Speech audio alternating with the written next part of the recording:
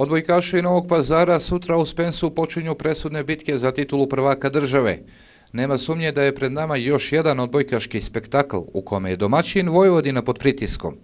U taboru plavih pak s nestrpljenjem iščekuju da finalna serija počne, a trener Hamza Zatrić ističe da je njegova ekipa u potpunosti spremna za, kako je naglasio, istorijske mečeve protiv Lala. Mladi stručnjak je podsjetio da su Pazarci u prvom delu sezone imali rezultatski teške utakmice u kojima su tražili igru i željeni sistem, a sutrašnju je okarakterisao i kao najvažniju u borbi za trofej.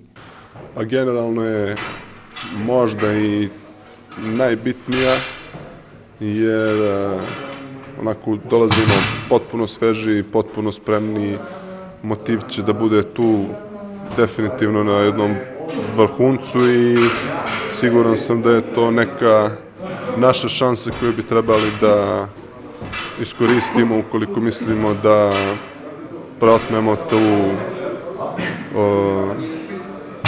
poziciju koju Vojvodina ima, da uspemo da prebacimo pritisak na njih, bez obzira što ono što sam i ja rekao i medijima sam pričao igračima da generalno što se nas tiče, taj neki naš ovosezonski cilj je u velikoj meri ispunjen samim ulaskom u ovo finale, odbranili smo kup, tako da baš se tiče te strane neke rezultatske nemamo pritisak da nešto moramo i jednostavno ovo je za nas u stručnom štabu, za igrače, za sve u klubu samo jedna lepa prilika da dođemo do još jednog trofeja. Dok sa druge strane definitivno da Vojvodina ima taj rezultatski pritisak, oni su